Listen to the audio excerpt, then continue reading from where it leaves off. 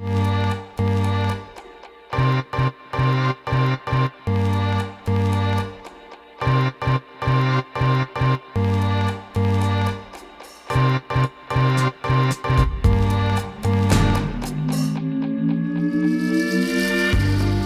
pessoal, eu sou Laura Perucchi e esse é o Let's Talk New York, um podcast para falar sobre a vida no exterior e também sobre a vida em Nova York.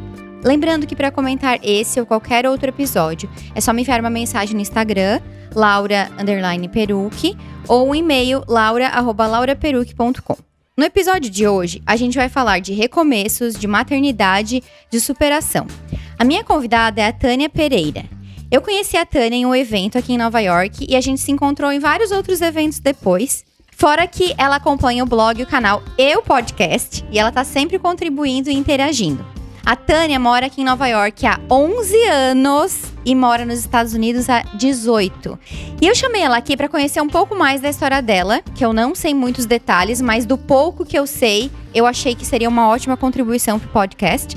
Ela foi casada com um americano e acabou se separando, né? Encarou esse processo de separação e ela decidiu continuar tocando a vida dela aqui nos Estados Unidos, sozinha, com o filho dela, o Kenzo, que é fruto do relacionamento dela. E eu queria muito escutar a história da Tânia, por isso que ela tá aqui, pra compartilhar um pouco, pra falar as lições dela e quais os desafios que ela encara morando aqui sozinha com o filho. Porque a gente já falou com a Babi sobre ter filhos em Nova York, sobre a maternidade. Fiquei muito curiosa pra saber como encarar isso sem ter um parceiro, um companheiro.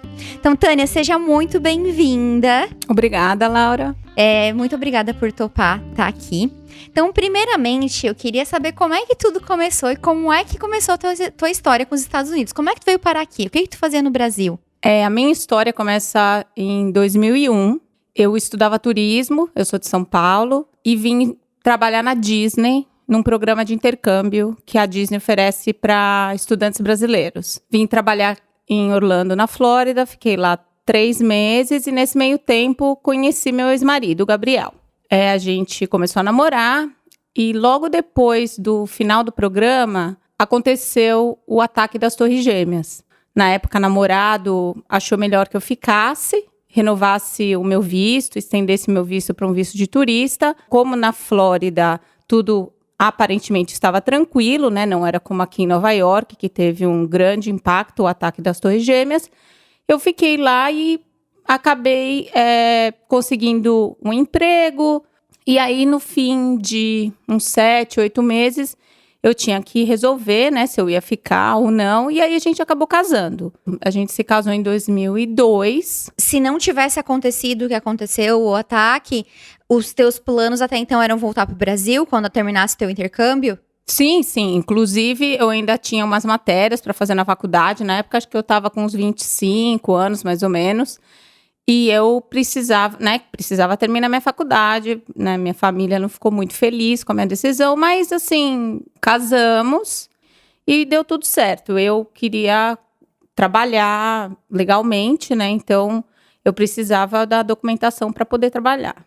E aí, vocês continuaram morando na Flórida? Como é que foi a vida de vocês nos primeiros anos? Eu me casei, a gente esperou sair a documentação. Na época, meu ex-marido trabalhava na Disney.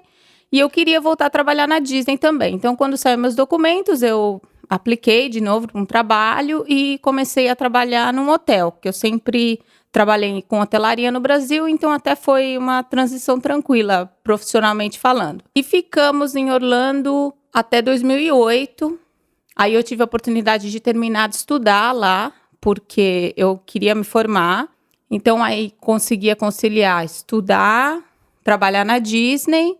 A gente já estava cansado da Flórida, o salário lá em geral é mais baixo e meu ex-marido tem muitos familiares aqui em Nova York. Então a gente falava, vamos tentar ir para Nova York trabalhar. E aí a gente conseguiu um emprego num hotel aqui em Nova York, no Four Seasons. Uhum. No caso, vocês ficaram 7 anos na Flórida depois de casados. Então, ficamos 7 anos na Flórida, tanto eu como ele trabalhando na Disney. Quando o Four Seasons foi recrutar funcionários numa feira na faculdade, eu fiz entrevista, consegui um emprego aqui. Ele também acabou indo fazer a entrevista, a gente acabou indo trabalhar no mesmo hotel aqui em Nova York. E ficamos lá no Four Seasons 1 ano, mais ou menos. Porque a gente se mudou em 2008, antes da crise. Como foi a crise? Então, a gente se mudou em 2008 e aí começamos a trabalhar no hotel. A gente trabalhava num hotel muito caro. Provavelmente os maiores clientes eram tipo a Goldman Sachs, né, que é uma das maiores empresas de corretagem aqui dos Estados Unidos. Quando as coisas começaram a ficar ruins no mercado da bolsa, eles começaram a mandar a gente embora. Primeiro foi meu ex-marido, deu ali uns 3 meses, depois fui eu. Foi um desafio, a gente passou assim, principalmente ele passou por muitos desafios aqui, que eu acho que também contribuíram muito pro fim do nosso casamento, porque realmente Nova York não é uma cidade fácil. É uma cidade muito competitiva, né, que te exige muito, né? O ritmo frenético da cidade não é para todo mundo. Eu sou de São Paulo, nunca me afetei com muitas coisas. Meu ex-marido é da Flórida, ele não...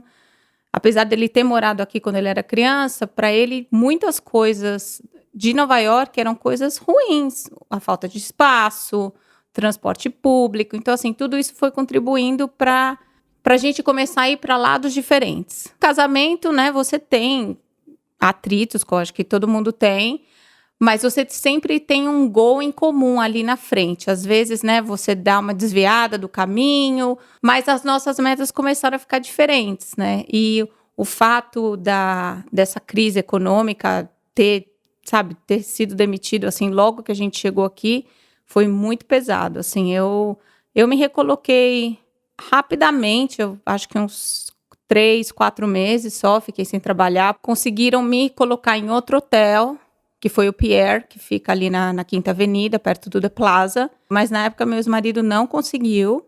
Ele foi trabalhar num supermercado, né, no Trader Joe's, e não é um trabalho fácil também, é um trabalho Deve ser pesado, bem puxado, né? É muito puxado. Então, mesmo que você seja gerente, você descarrega caminhão, você limpa o banheiro. Então, assim, é um trabalho muito, muito pesado. E ele ficou um tempo lá.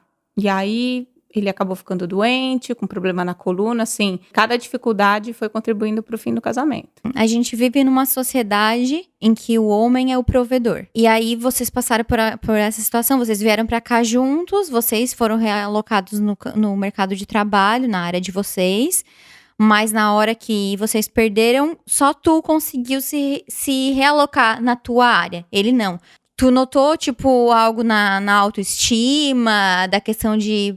Tipo, a minha mulher tá trabalhando na área e eu não. Tipo assim, o que não é um problema, né? A gente sabe que não é um problema, mas a gente sabe que não é bem assim que é pintado pra gente, né? Sim, não deveria ser um problema, mas né? Eu acho que tanto nós, mulheres, sofremos com machismo na sociedade, como os homens também têm que carregar essa responsabilidade, às vezes, injusta de... ser o provedor da família. Então, assim, foi muito difícil, porque aí era um trabalho longe, o horário era muito ruim. Então, assim, ele começou a ter problema na coluna, ele teve que parar de trabalhar, ele teve que fazer uma cirurgia de hérnia de disco. No fim, foi bom para ele, porque ele não precisou mais fazer esse trabalho, mas foi um período difícil financeiramente. Eu já estava com 37, 38 anos, e eu queria muito ter filho, e ele também, né? A gente já estava casado mais de 10 anos, assim. Então, como ele não estava trabalhando full time, a gente falou, então vamos aproveitar agora para ter um filho. E ele mesmo topou de ficar cuidando do nosso filho em casa, né? Não precisa fazer pagar babá. aquela inversão, entre aspas, de papel, né? Porque... geralmente acontece o contrário, né? O que eu acho super legal também.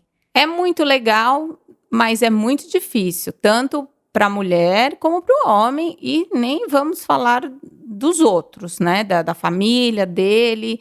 Mas, né, acho que quem mora nos Estados Unidos ou mesmo na Europa sabe o custo de uma babá ou de uma creche é muito alto. Então, acho que por isso que muitas mulheres param de trabalhar, porque não tem sentido você simplesmente trabalhar para pagar uma babá ou para pagar uma creche. Mas eu acabei engravidando muito rápido, possivelmente acho que uns 2, 3 meses depois que a gente teve essa conversa. E como a gente estava nesse esquema, que ele estava não trabalhando, aí ele conseguiu um outro emprego e a gente conseguia conciliar os horários, assim. Mas nesse meio tempo ele conseguiu um emprego na área dele, porque ele é formado em psicologia. E aí a gente teve que contratar uma babá.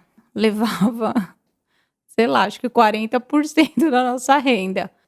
Eram $200 por dia. Mas a gente sempre falava, não, é só por alguns anos. Eu, assim, percebo que, não sei se todo mundo é assim, mas a gente não tinha noção de quão caro é. A gente tinha pesquisado, lógico, a gente não teve um filho assim na louca, mas na hora que você vai pensar, de repente tem alguma coisa mais barata. Não tem. Foi mais ou menos nessa época que as coisas começaram a ficar bem ruins no nosso casamento, assim. Ele já não aguentava mais ficar aqui, frio, falta de espaço, no trabalho ele não estava feliz, cuidar de uma criança pequena não é fácil. No meio disso tudo, ele não estava feliz.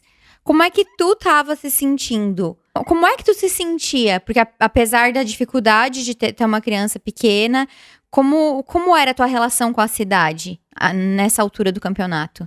Eu sempre tive uma relação boa com a cidade porque eu gosto de usar transporte público e a falta de espaço também não é uma coisa que nunca me incomodou muito, assim, né? Eu nunca tive esse... Como eu morei 8 anos na Flórida, casa grande, quintal, garagem, máquina de lavar na garagem. Então eu não tinha mais esse sonho. Esse sonho meio que já tinha ticado da minha lista da vida. Tu já tinha experimentado. Talvez tu percebeu que não te trouxe tanta felicidade assim. Exatamente. Então, assim, pra mim, ficou muito aquela coisa, sabe, do ter... Não é tão importante, assim, ter uma casa grande, ter um quintal, ter... Então, pra mim, assim, a vida aqui e o contraponto, o que Nova York oferece, assim, pra mim, a vida cultural que tem aqui na cidade, as opções de restaurante, que eu adoro cozinhar, eu adoro comer fora, adoro experimentar coisa diferente. Também a possibilidade de poder viajar para outros lugares a preços mais acessíveis, né? Nova York é um hub muito grande, então são 3 aeroportos aqui, então isso para mim sempre foi um super diferencial comparando com... Na época eu morava em Orlando, né? Para nós brasileiros, uma coisa que é muito difícil aqui em Nova York, além da falta de espaço, é o clima. Eu não me incomodo com as 4 estações. Eu gosto de aproveitar cada estação do jeito que tem que se aproveitar, mas de aproveitar para ser aquele momento mais de introspecção. Sim. Assim como quando chega no verão, eu pego meu filho na escola, a gente vai para o Central Park e fica lá até 7 horas da noite, porque tá sol. Eu sei que para muitas pessoas o inverno é, como a gente fala aqui, o deal breaker, que tem gente que simplesmente fala, olha, para mim já deu. Eu vou embora. É eu verdade. vou pra Flórida, eu vou pro Texas. Eu já escutei bastante histórias de pessoas que migram para os lugares mais quentes, brasileiros, porque não aguentam. Eu não sou fã do inverno, não é a minha estação preferida. Mas pra mim não é um deal breaker que eu vou dizer assim, não, eu vou embora por causa do inverno. Não, eu também tento olhar pra essa coisa. Digo, vamos comer uma massa, vamos tomar um vinho, vamos comer um fundi, daqui a pouco passa. E quando chega o calor, a gente aproveita ao máximo. Então, aí você tava perguntando isso, como é que tava pra mim? Assim, eu Sim. tava... Na verdade, o que aconteceu com a gente foi assim, eu acabei perdendo aquela admiração que você tem pelo seu parceiro. Eu comecei a sentir que eu estava carregando tudo nas minhas costas. Hoje, depois de quase 5 anos separada e depois de fazer muita terapia também, eu vejo que também tinha um lado meu que eu esperava mais dele como parceiro. E que acho que tem uma carga machista nesse pensamento também, né? De você esperar que o homem seja seu salvador. E aí, quando esses papéis ficam revertidos, é muito difícil. Quando eu comecei a perder essa admiração com ele, para mim não tinha mais como levar uma situação adiante, sabe? A gente já estava casado há 13 anos, então assim, a gente já tinha passado por todos os altos e baixos que um casal pode passar. Quando eu olhava para o meu filho, eu pensava assim, ou eu me separo agora, ou eu vou ter que esperar até ele fazer, sei lá, 17 anos. Eu conversei na época com outras amigas que tinham filhos mais velhos, e elas falavam, Tânia, se você resolver separar uns 5 anos, 6 anos, você não aguenta o tranco. Porque o filho vai ficar devastado, você vai se sentir culpada, você vai acabar até voltando para a pessoa, porque você não vai aguentar. Na época, o Kenzo tinha 1 ano e 6 meses. Uhum. Foi uma decisão fácil, mas foi um processo difícil. No caso, foi tu que tomou a iniciativa. Eu lembro que ele chegou um dia, me ligou no trabalho e falou: não, eu não aguento mais Nova York, a gente vai embora. Pede as contas do seu trabalho, que a gente vai voltar para Flórida. Mas não tem nenhum perguntar, tipo assim, o que tu acha da gente voltar pra Flórida? Vamos conversar a respeito? Não, assim, foi uma surtada, assim, que eu falei: não, eu não aguento mais esse tipo de surto. Eu liguei para umas 3 amigas, assim, e falei: será que eu tô sendo egoísta? Porque eu gosto tanto de Nova York que eu não quero ir embora? E aí eu falo: não, então, se é para ir embora de Nova York, eu quero me separar. E aí, são amigas que me conhecem há muitos anos, todas minhas amigas falaram: não, Tânia, pelo que você tá me contando, realmente não dá. Você tá com um filho agora, você tem que pensar nele também. Aí eu falei: eu não tenho um psicológico para aguentar procurar um emprego, e aqui eu tenho um emprego legal. E uma coisa é quando vocês vieram pra Nova York, era só vocês dois. Agora, se fosse fazer o caminho contrário, vocês tinham mais uma pessoa. Eu falei: não, então eu liguei pra minha mãe, conversei com uma amiga aqui, uma amiga que pegou, tipo, minhas contas e falou: não, Tânia, dá pra você se manter.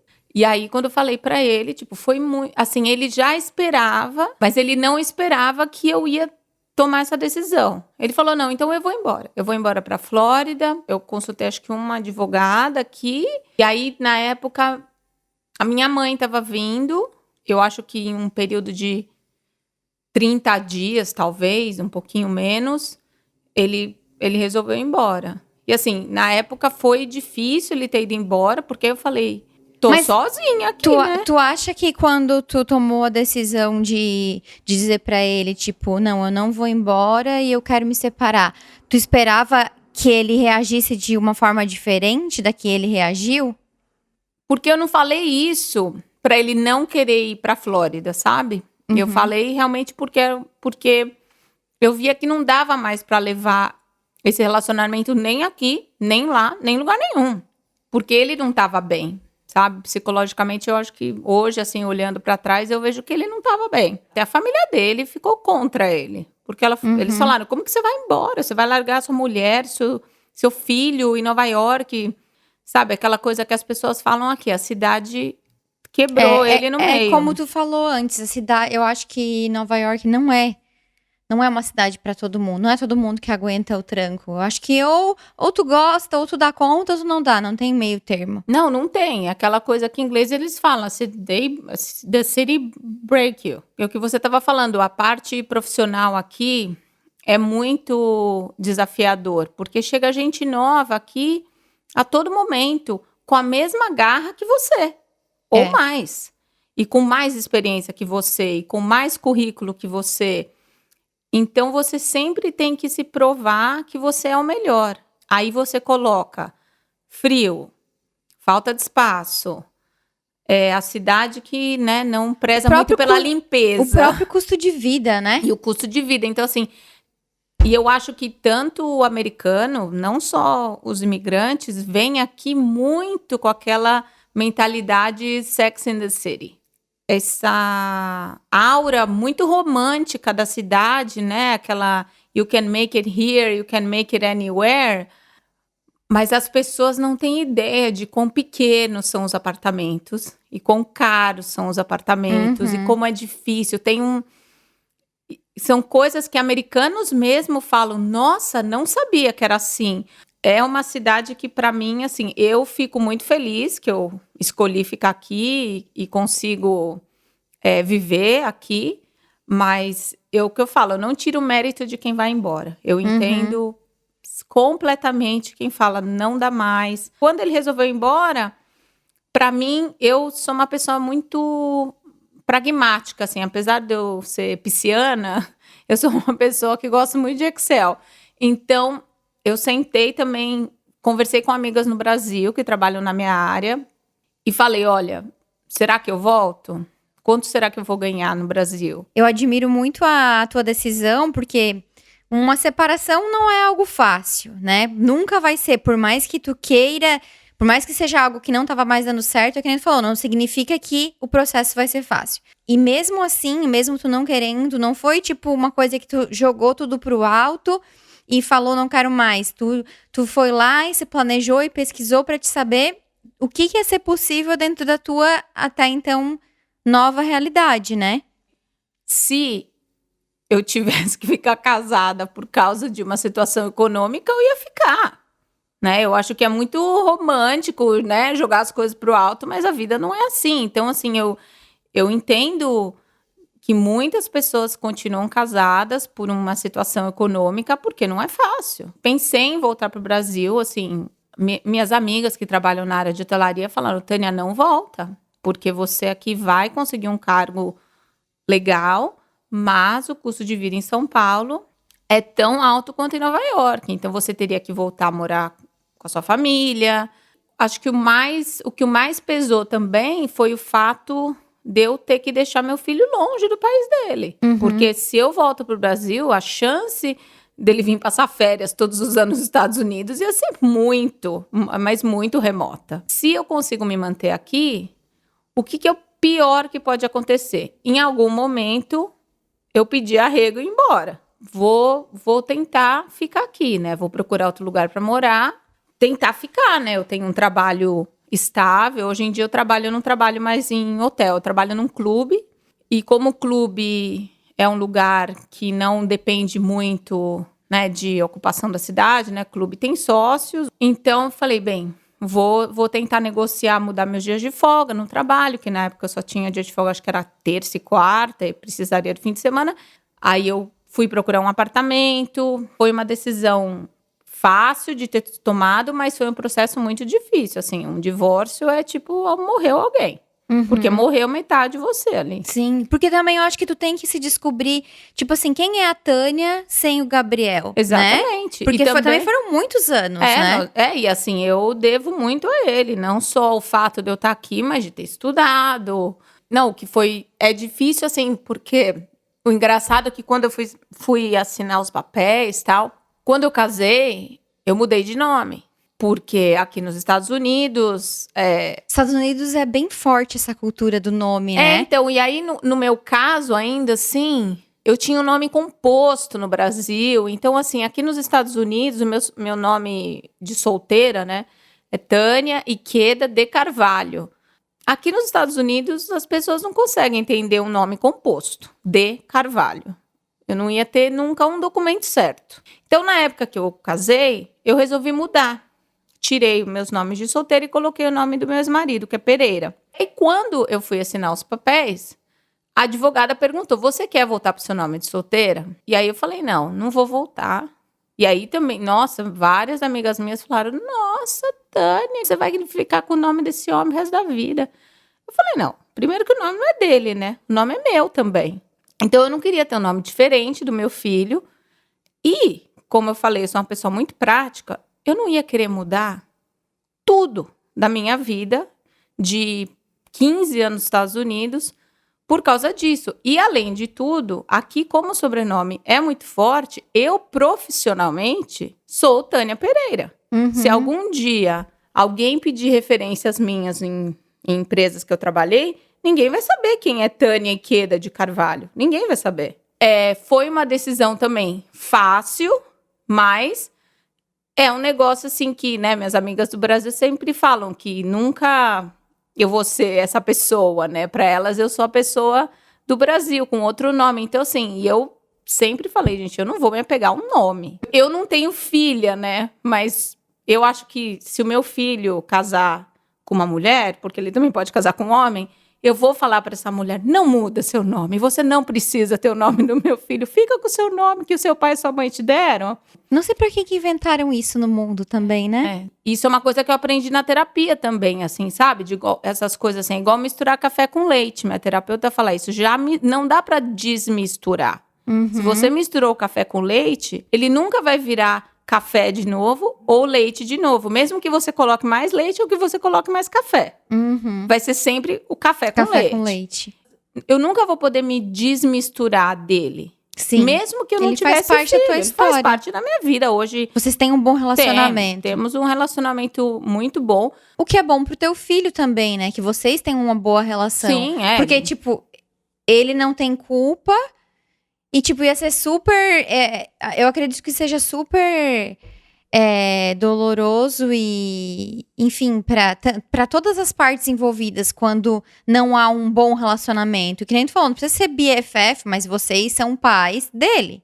Eu queria até te perguntar, como foi o acerto, assim? Porque aí ele decidiu ir embora. Ele tava ok com tu ficar aqui com o bebê na época, e se tu quisesse ir embora pro Brasil, tipo, ele tava tão perdido que ele nem raciocinou disso?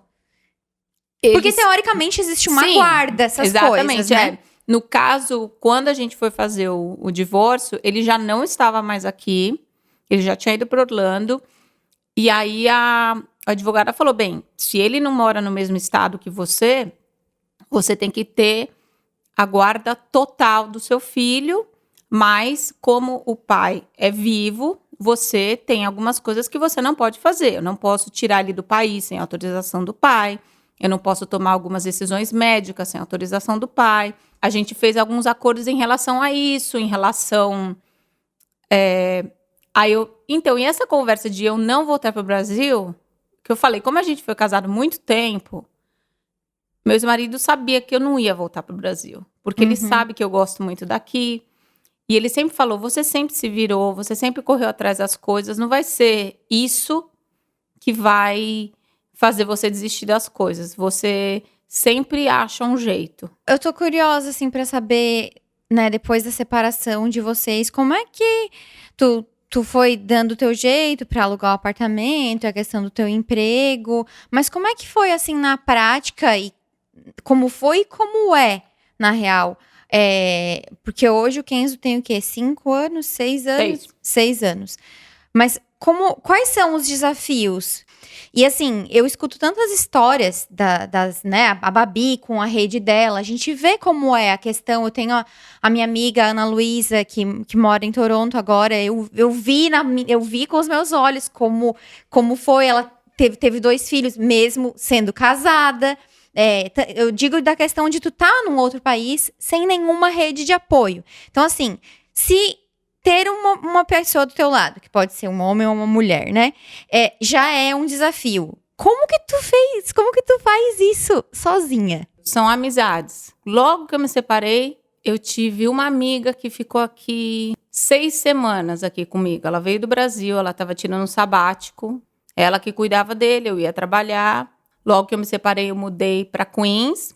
E aquelas coisas que eu acredito muito no pensamento positivo, sabe? Eu não sou religiosa, mas eu assim, o que você quer para sua vida, você tem que projetar. Eu e concordo. as coisas acontecem. Não é milagre, não é sorte. Aí depois uma outra amiga minha, o marido dela veio trabalhar em Atlanta. Ela veio junto com ele. Veio para cá, ficou... sei lá, 1 mês comigo. E depois minha mãe veio, minha tia veio. Eu fiquei de maio até março do outro ano com sempre alguém na minha casa. E aí, nesse meio tempo, através de outra amiga, eu consegui uma vaga numa creche perto do meu apartamento. E era uma creche que eu conseguia pagar.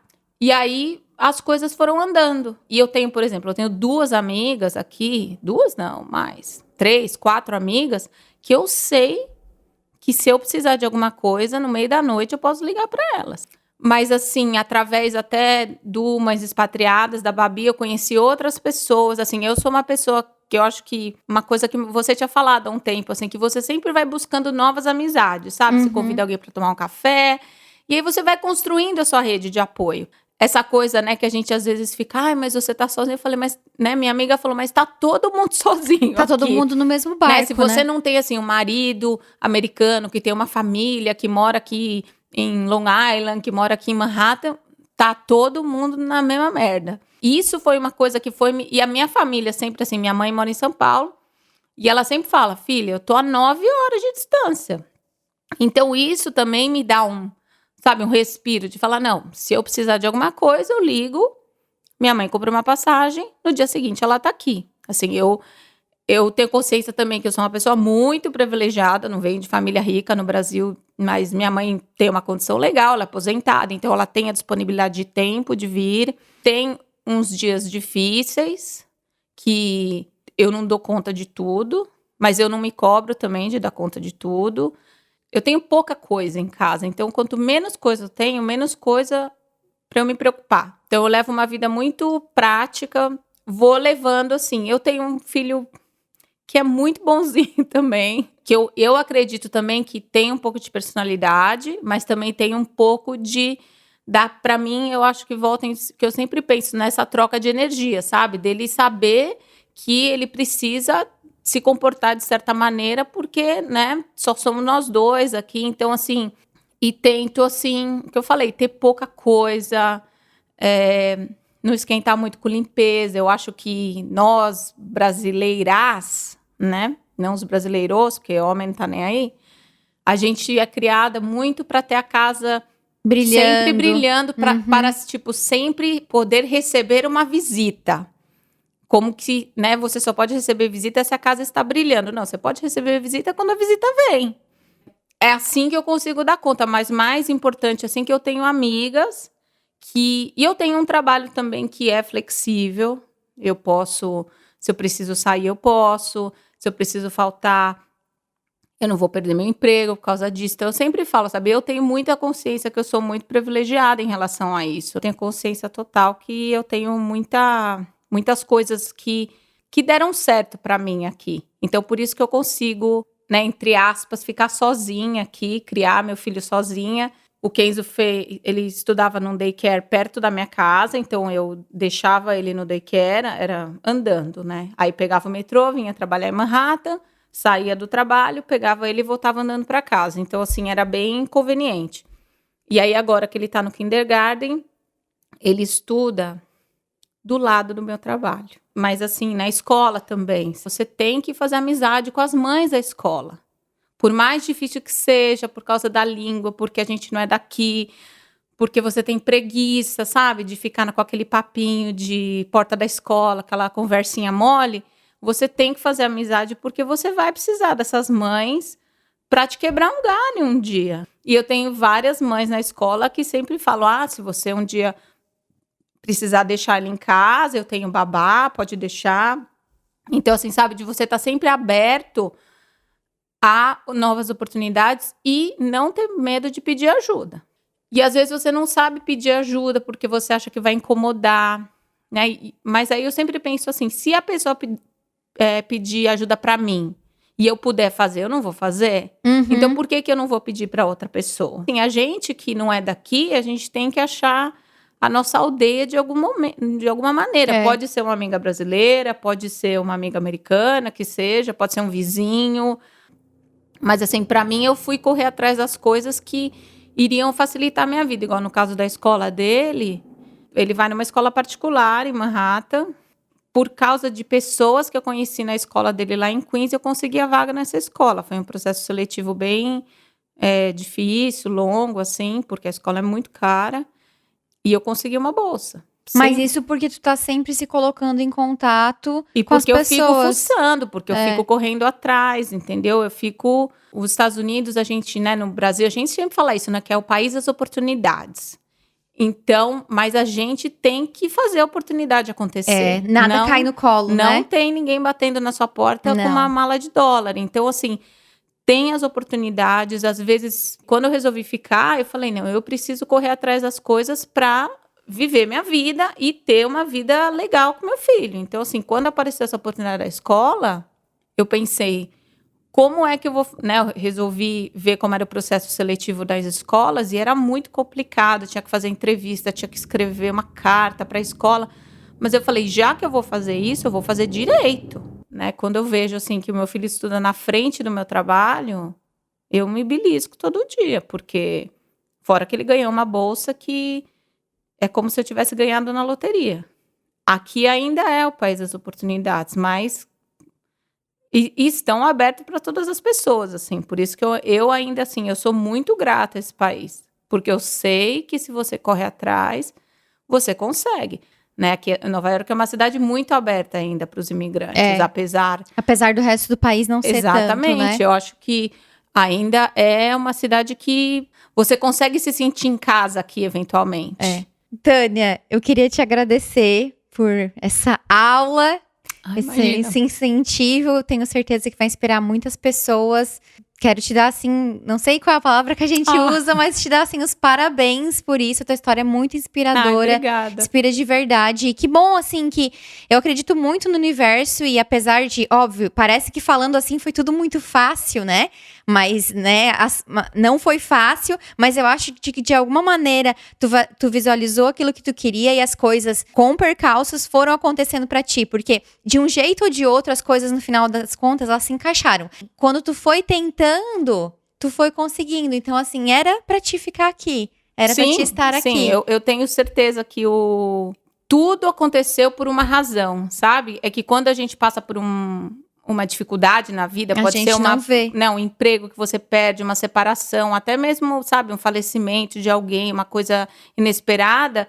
Eu acredito que nada é por acaso, mas eu acredito também, assim, que a gente tem que fazer as nossas oportunidades. É isso mesmo. E se as pessoas quiserem te mandar alguma mensagem para trocar uma ideia contigo, pode deixar o teu Instagram? Tânia Pereira, New York. Eu vou colocar nas notas do podcast para vocês. Se vocês quiserem mandar uma mensagem para Tânia, ela vai adorar receber. E vocês já sabem, né? A gente se fala no próximo episódio. Tchau! Tchau. Obrigada, Laura.